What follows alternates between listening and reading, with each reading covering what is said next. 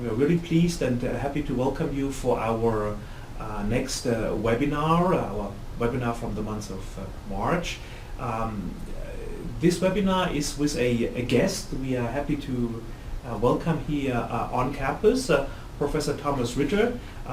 Spends a week here with us. He already was in our Strategic Service Institute, the program last week, which was a wonderful success. We had lots of good discussions, conversations, and on top of the webinar, Thomas has accepted to also be with us for this webinar to talk about his topic that I'll introduce just in a minute. Now, a few words about Thomas. Thomas Ritter is Professor of Market Strategy and Business Development in the Department of Strategic Management and Globalization at Copenhagen Business School. He's also the Academic Director of the CBS Competitiveness platform.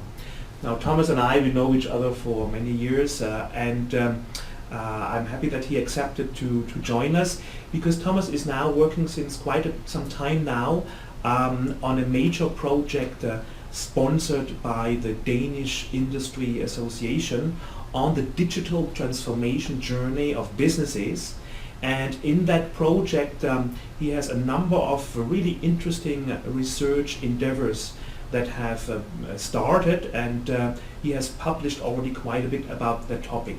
Now, Thomas will present us a managerial framework, a very practical, hands-on assessment tool that allows a company to see its strengths and weaknesses in the digital transformation journey. And that's also the topic for his presentation this morning, which is From Data to Profit, Ingredients for a Successful Data-Driven Business Development. Thomas has also a book, an e-book, which is available for free download, by the way. The title of that book is Alignment Squared, Driving Competitiveness and Growth Through Business Model Excellence. Now, I would suggest that we first hand over the presentation to Thomas. Thomas will give us a very concise, dense, I would say 20 minutes or so presentation, and then we open up for Q&A, because Thomas sees all these companies right now in Europe, works with these European firms on their digital transformation, and I'm sure we have a lot of questions to ask and interesting topics to debate together about this topic.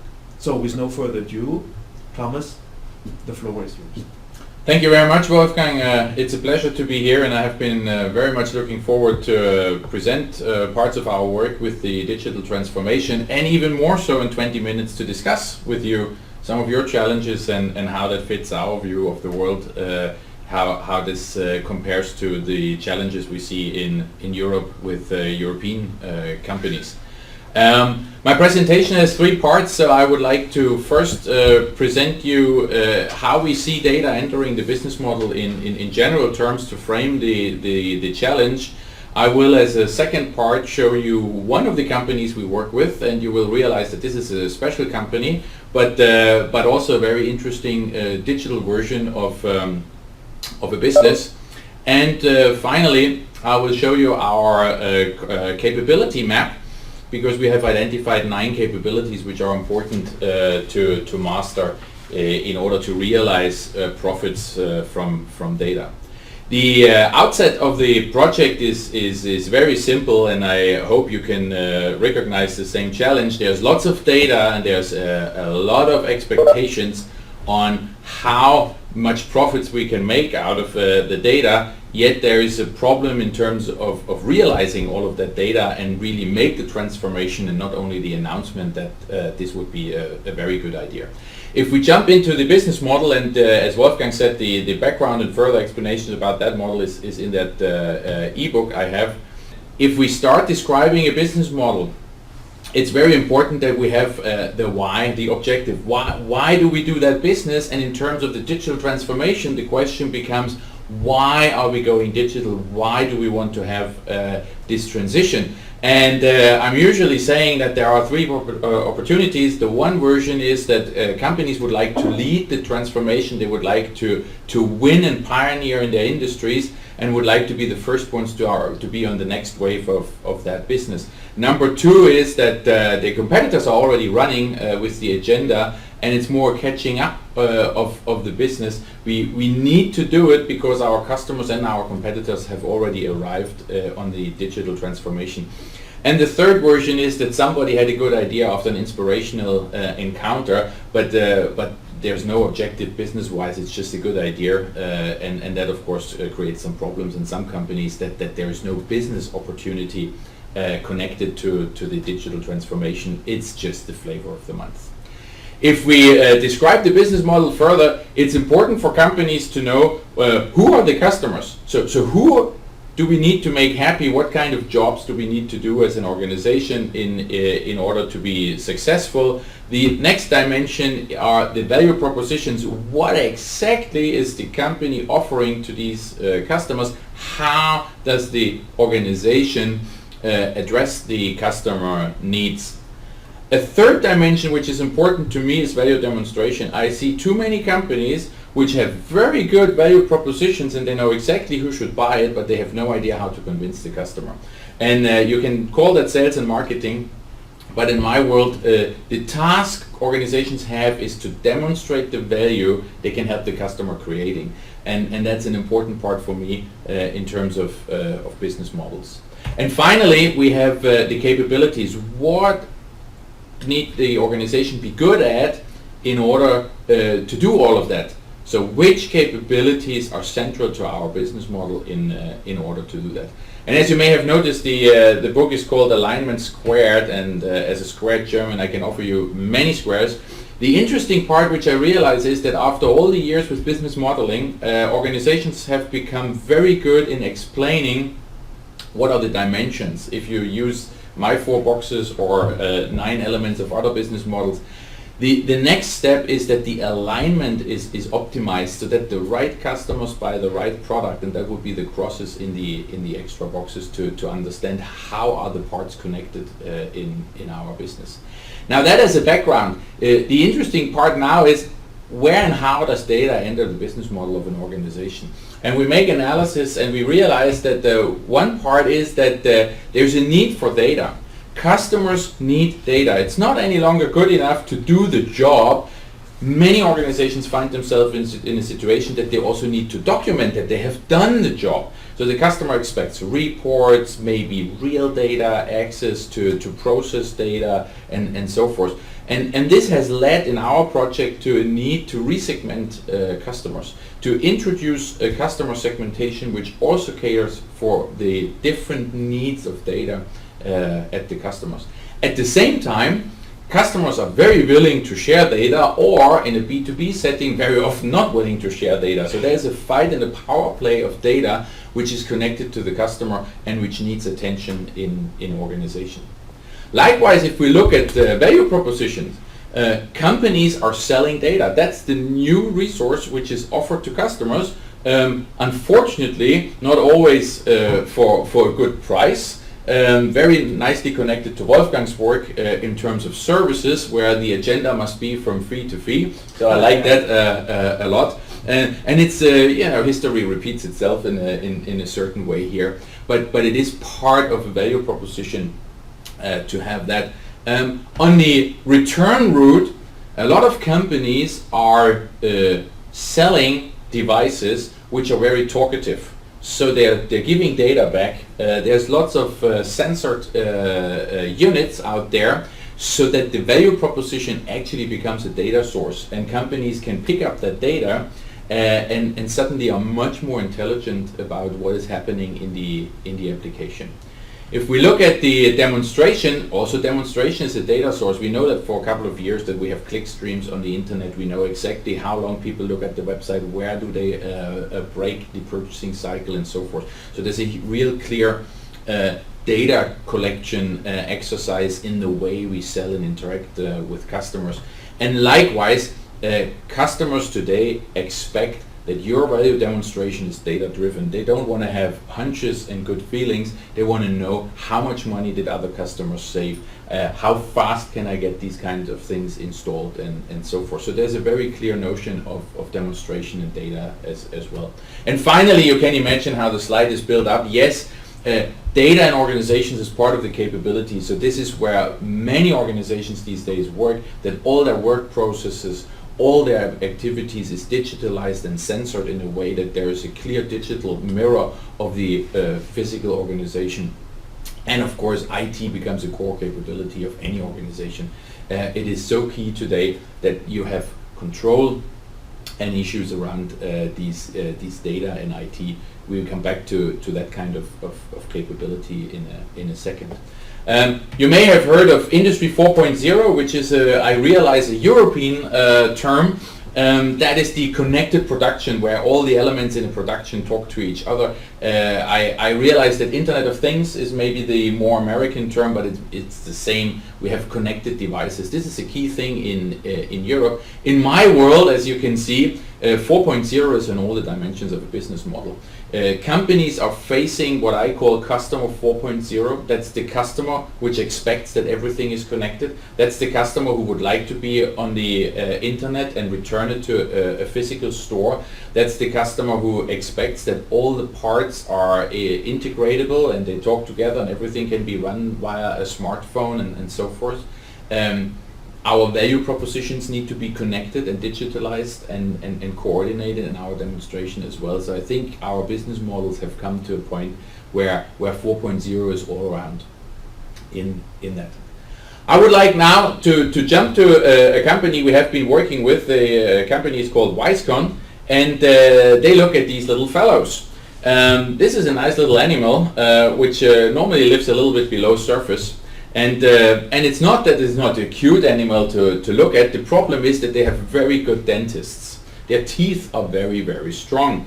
And with these teeth, they can basically ruin everything they can come. They bite concrete and cables and everything else. So the current technology is to put some poison out and hope that the animals take it, eat it, and then disappear.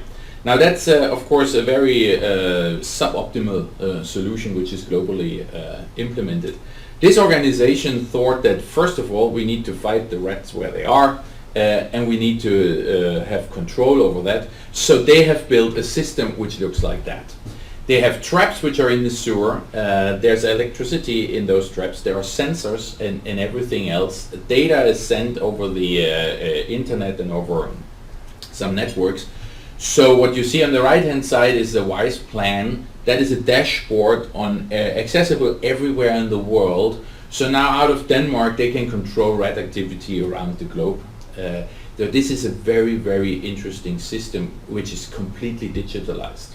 Now if we compare these two, we see that the incumbent, the poison-driven business, has an uncertain and delayed effect and nobody can actually document that, where the WISE conversion is instant and in real-time documentation. So this is where the data comes in.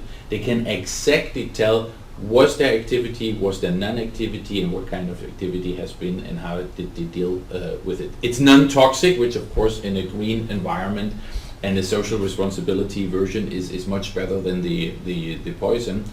And here comes the very interesting thing. Their value proposition is not to deal with the problem. Their value proposition is that they can prevent the problem and can document that there has not been a problem.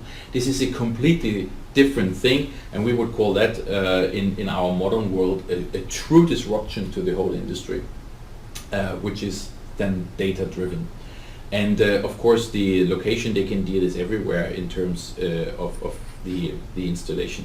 So this is a very different business, and the success and the profitability of the company can be mainly explained by data, not so much by the physical treatment of the animals, if you like.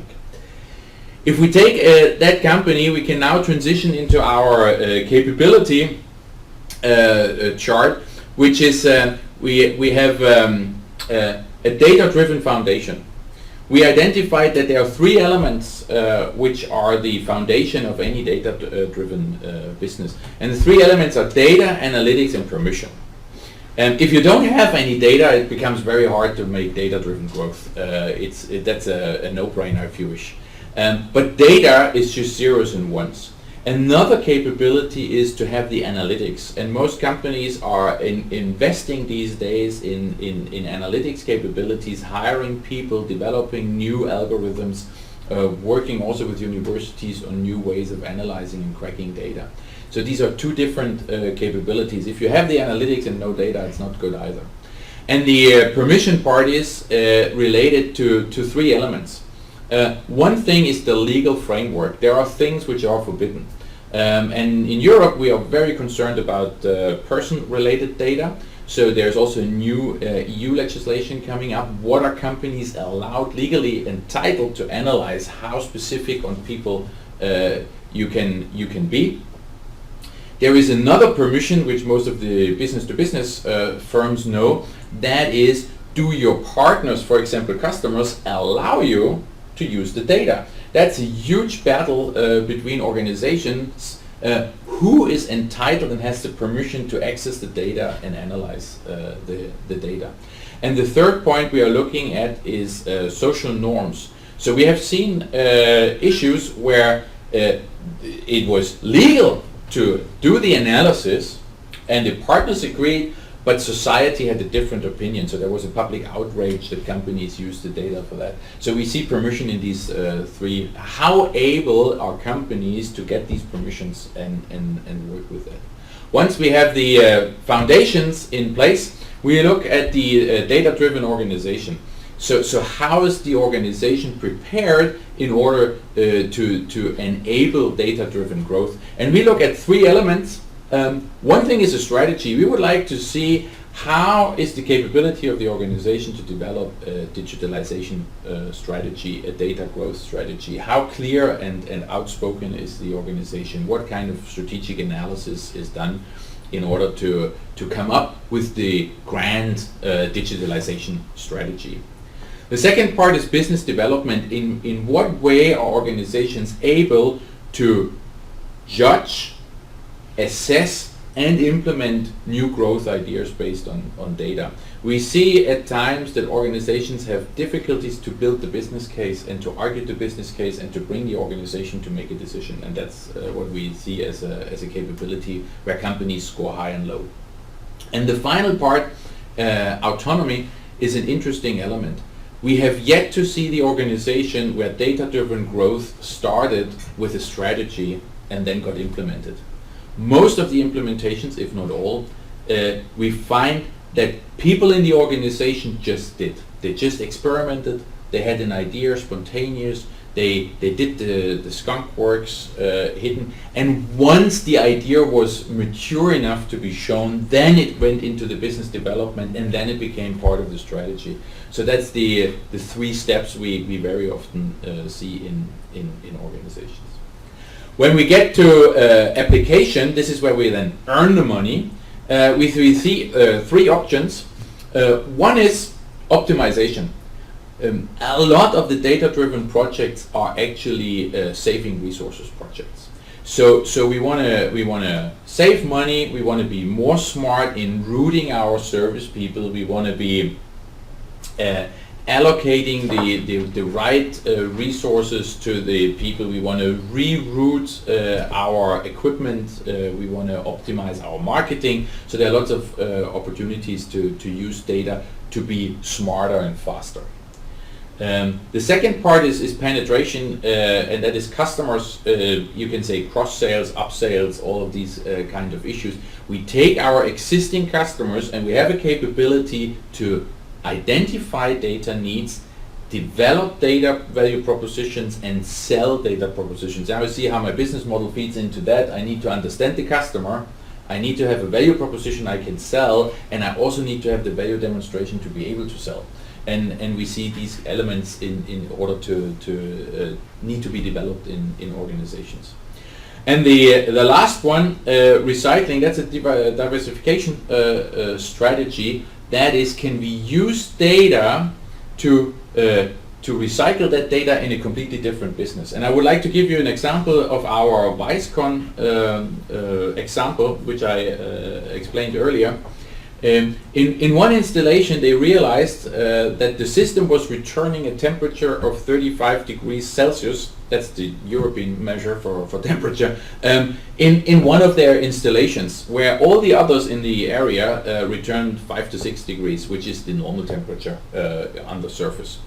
Now, one of the employees said the high temperature can only be because there's a leakage in the distant heating system in that area. So they contacted the company which is running the distant heating system, and they went out and actually found the leak and called back and said, we have saved thousands of Danish crowns on that information, because the leakage was too small to be detected by our system for pressure loss. But of course, we would have pumped money into the earth, and by that would have lost a lot of money. So in now they are thinking, can we recycle the data, which is temperature data, into a new business model where we sell this as a service to the utility companies. We have made measures with questionnaires, and as you can see, we have a from 1 to 7 scale, and as the scores just indicate, companies do score on all of that. So there's lots of variance, so it makes a lot of sense for companies to work with these categories and to realize where on the scale we are. And luckily so we can also see that there's an impact on success, on data-driven growth and business. So these categories make a lot of sense. I know that these kind of graphics never really work in practice, so we have made another graphic which looks like that. Now here we can now make an analysis of, you know, how good are we in our organization, how high or low would be scores, and if we do that we get maybe such a picture where we see, okay, our recycling capability is low, we could actually be more creative, more outreaching for finding new applications of our data. Whereas optimization is really good and penetration is not that bad. It's actually a very typical picture that if something is developed in an organization, it's the optimization first, and then the penetration of customers, and then the recycling parts of it. But that's then in a workshop setting a way of finding these and discussing these different capabilities. I would like to finish off today by giving you some reflections we have. Most of the service transitions we see, what's called servitization, are data-driven. So if companies would like to offer service, they are dependent on that there are units which give them data back about the status of these machines and so forth, because otherwise they don't know what's going on at the customer site, and they cannot optimize their business. Most of the disruptions we currently see in industries are about platform businesses. You know, the kind of the Ubers and the Airbnbs, but there are also a couple of B2B applications, and that is also data-driven. It's all about information management. The success stories we have seen are all starting with the customer need, not with the technology. So if you look at the Weiscon example, there is a clear need to handle the rodent control problem. Now, if you do that and then add data, it becomes a successful business. We have seen projects where they start with data and then there's no customer need to be addressed. So it's always important that we start with the need, the job to be done, and then we add technology. And the data strategies, as I mentioned earlier, most of them they start under below the radar as projects, and then get accelerated through the company system. And this is why we need business development and a strategy to buckle up on the autonomous projects. If you want to work with that, and that will be my final comment for this presentation, a good question to start is where and how does data enter the business model? I showed you my business model and how we see it, but of course for the individual company it's important to realize how does that affect our business, the data. In which context are data-driven services part of your strategy? So where is that agenda coming in, and which place has data in your strategies? And if applicable, if you go towards data-driven growth and have written that into your vision for 2017 and beyond, then of course you can analyze the 9 capabilities for data-driven growth. And once you have done that, you can see where would investments give us the highest return on investment, which is the capability we need to develop first and strongest. And with these comments, I would like to stop here and look forward to the discussion. Thank you. Thank you very much, Thomas. Very dense, very concise presentation, but lots of interesting nuggets there. Just as a reminder, we had a wonderful conversation about this model last week when our SSI participants were actually deep diving into their own companies, self-assessing their strengths and weaknesses, and we could really see how the tool works. It's a perfect way for structuring the thought, making people look at their own internal situation. Then we had these conversations going on. What should we start doing, stop doing? What I find interesting here is, Thomas, that you revisit a lot of these concepts we have, the business model, the value documentation, the value proposition. But now we see how these concepts fly in a data-driven context. So thank you very much. I have a few questions myself, but let me rather open the floor to everybody else first. You've seen the model. You've seen, I think, a very intriguing, nagging problem to work with.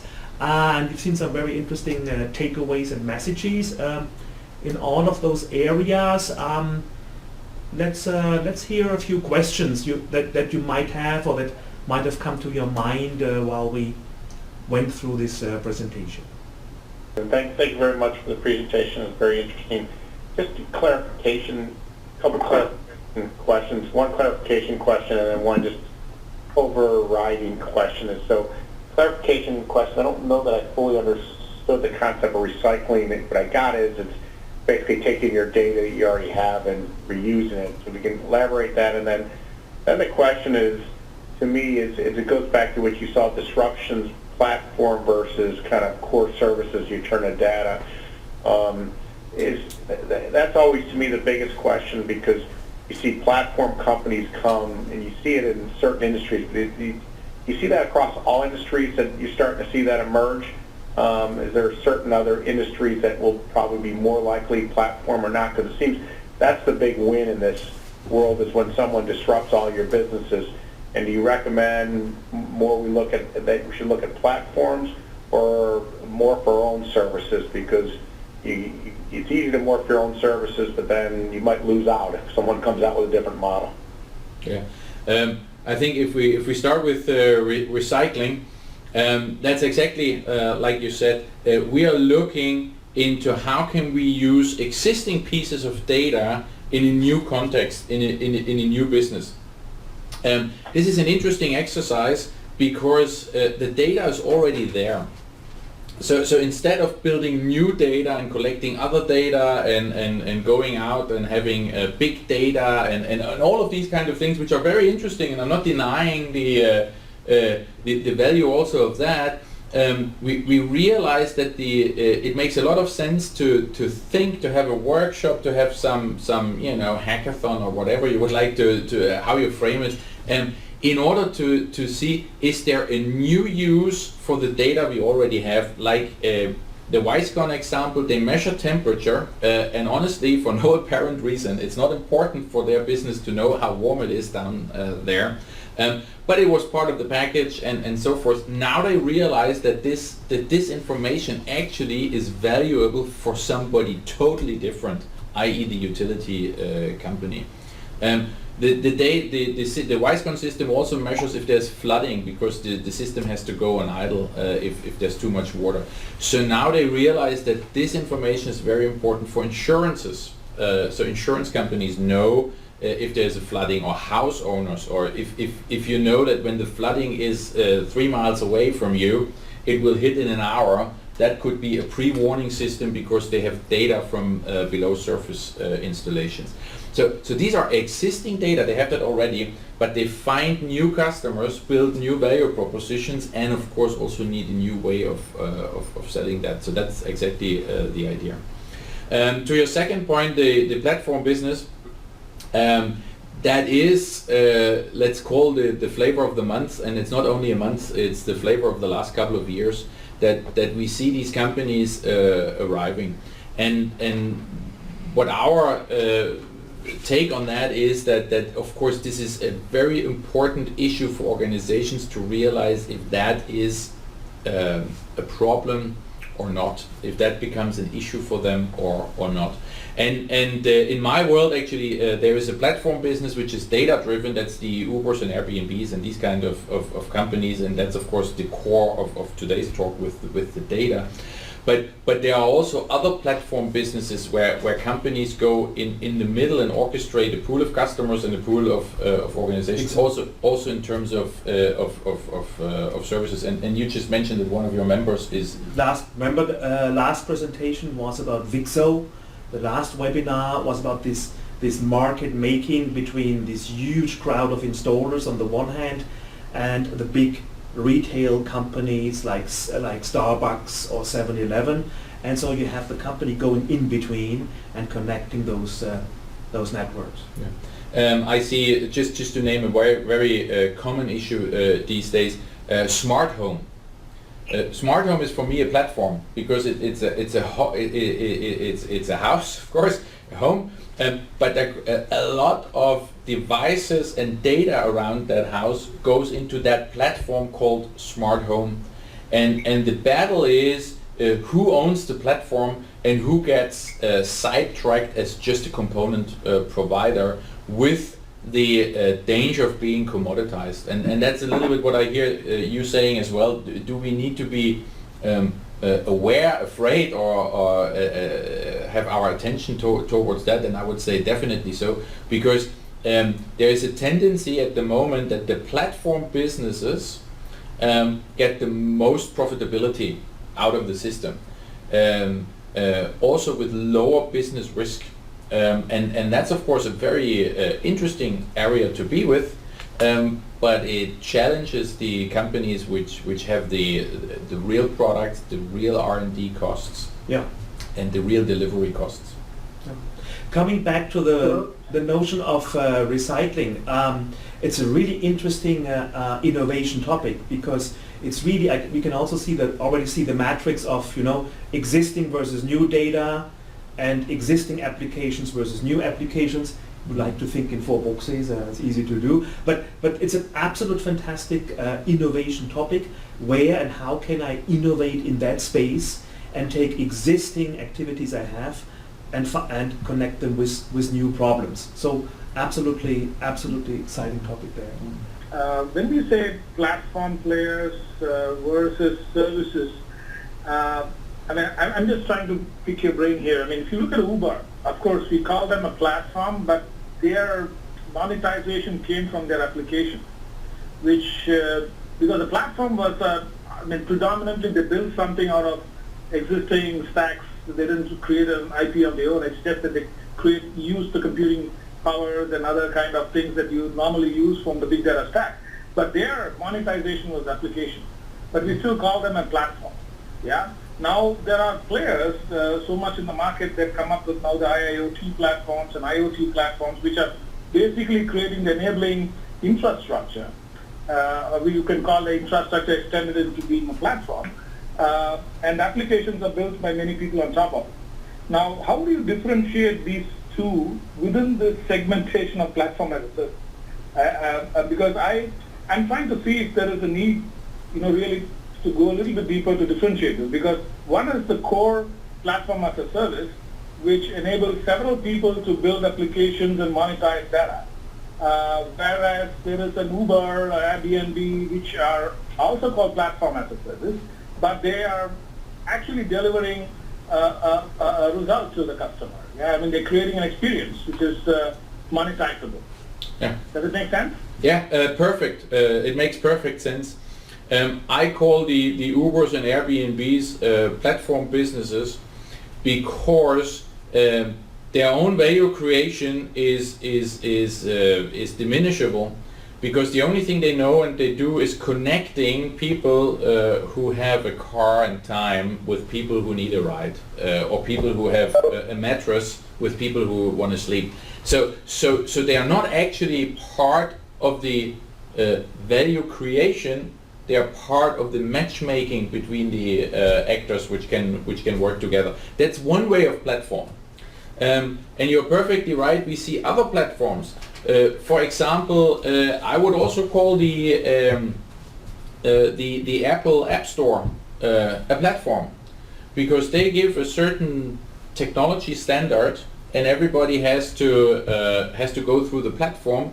And that access point gives Apple a lot of money because they control the standards. And you mentioned it, the IoT platforms. So there are companies who say, I make a physical infrastructure and I also make the technical standards and so forth, which you can use, but by the time you use it, I can charge you a fee for being part of that. And by that, I control how much profitability goes to the people who make the devices, who use the infrastructure, and how much money goes to the platform themselves. So there are very different forms of platform, and the question is there anyone coming into that level which will take your profitability out of the market?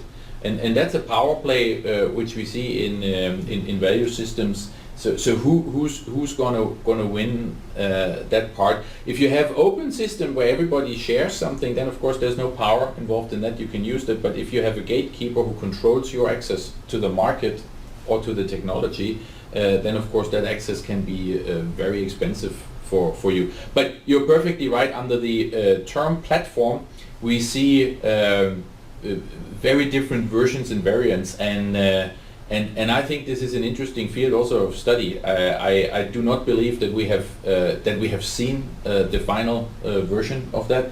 I do not believe that we truly understand the long-term consequences of these things.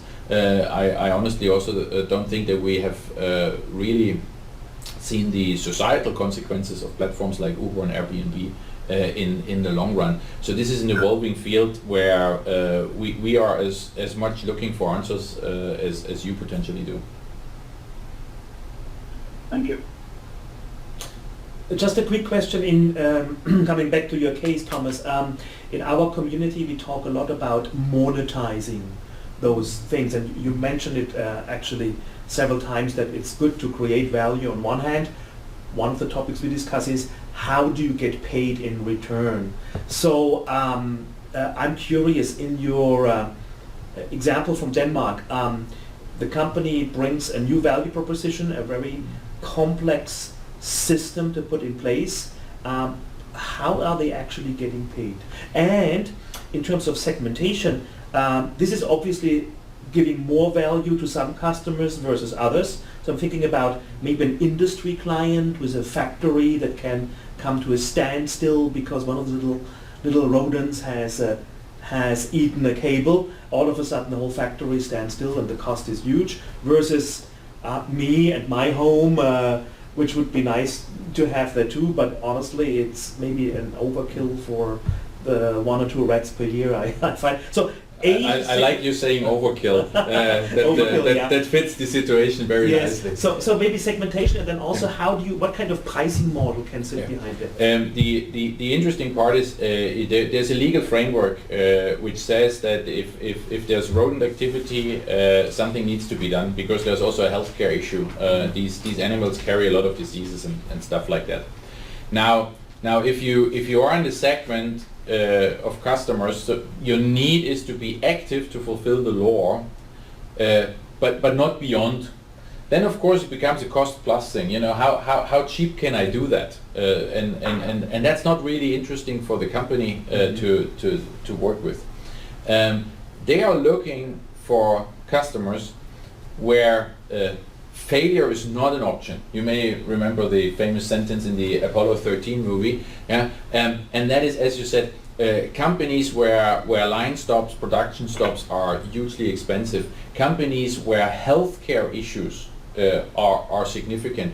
So imagine you are a food producing company. You cannot allow yourself to have these kind of problems, and in food production it is legally forbidden to have poison around. So this is this is a scene where there's no competitor. this is a scene where everybody needs to do that. So they go clearly in for value pricing and talking to customers about what's the alternative of not preventing these kind of problems. So that's one thing. The other interesting thing is what their VP sales and marketing tells me. It says, once if there's a problem, we normally get called in when there's a problem. So they solve the problem, and then the company then says, okay, and if the problem is solved, then you take your equipment away and we pay the final bill and that's it. And the answer is, we can do that, but did you put the fire alarm system away just because there was no fire yesterday? So the company says no. So they say, well, this is an insurance. You pay us for the insurance that there will be not an activity. And that's a very interesting business model, because the market size for insurances against rodent activity is much larger than the market for actually dealing with the problem, because the problem is very punctual and not punctual, it's very place specific, that there is an incident of activity and that needs to be solved. But insurance against the problem, that's a much larger. So they are enlarging the market. At the same time, they're moving the price point away from a cost plus to what would happen if we are not here. And that makes it, let's call it a very nice business. An interesting one. Okay. So is it a subscription-based model where you pay a monthly bill, like on annual insurance fee? They are. This would be an option currently, because they are the only ones in the world which can do this.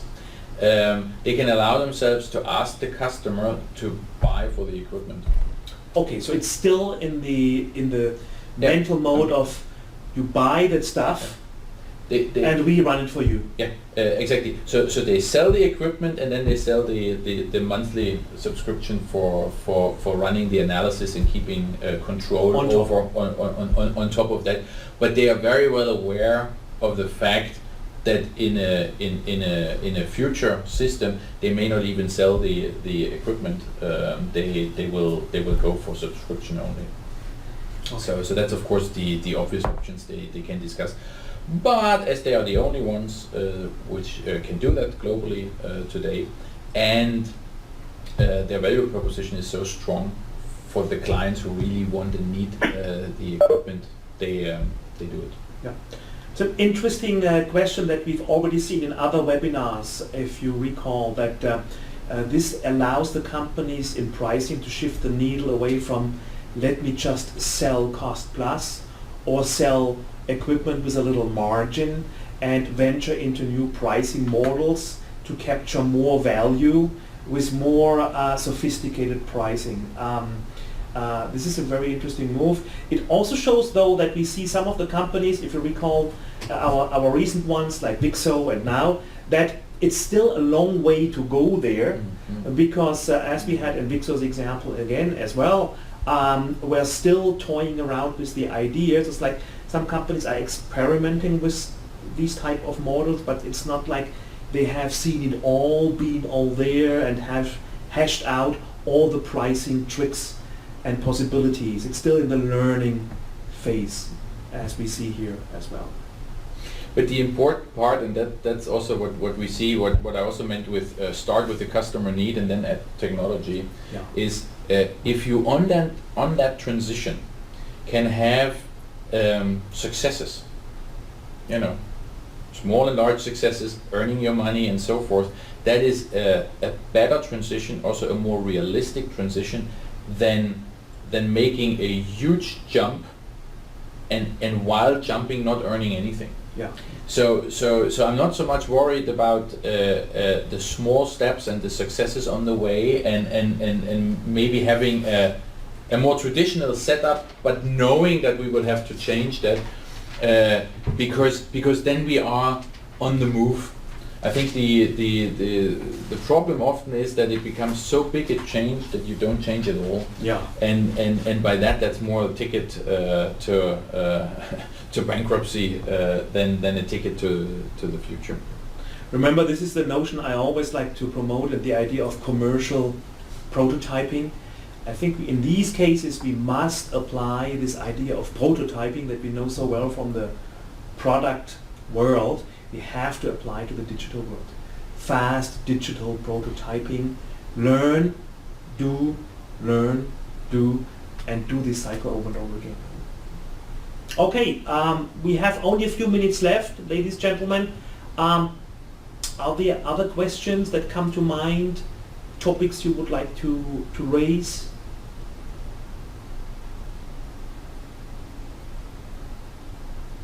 We're all thinking about how to install your next mousetrap since this presentation. Yeah, you can call me. They're entering soon the US, so they can be reached soon. Maybe I can leave you with a final thought out of our program. The problem we realize why data-driven growth is so difficult is that if we accept the fact that these 9 capabilities are correct and meaningful, which I hope you are, then you also realize that the responsibility for these capabilities is dispersed and spread around in the whole organization.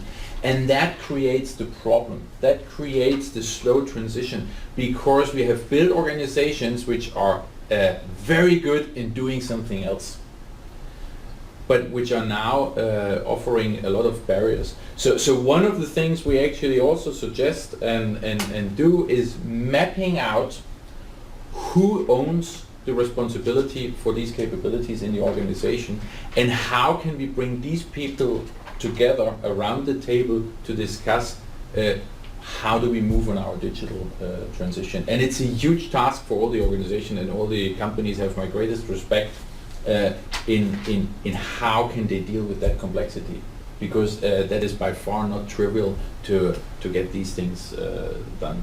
Yeah. So from me, thanks for having me today, and thanks for your attention, and it was a pleasure to be here. Thank you. Yeah. Thank you, Thomas. Much appreciated. I hope that we all got interesting takeaways from this presentation. Don't forget that Thomas has his ebook. It's available free. We have to talk about this, by the way. Okay.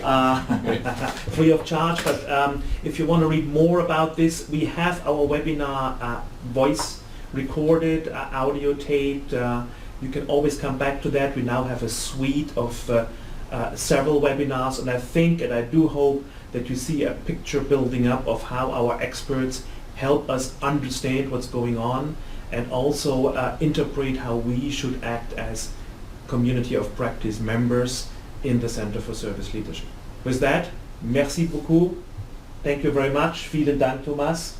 And I wish you all a good afternoon or good morning, depending on where you are in our time zones. Thank you. Thank you.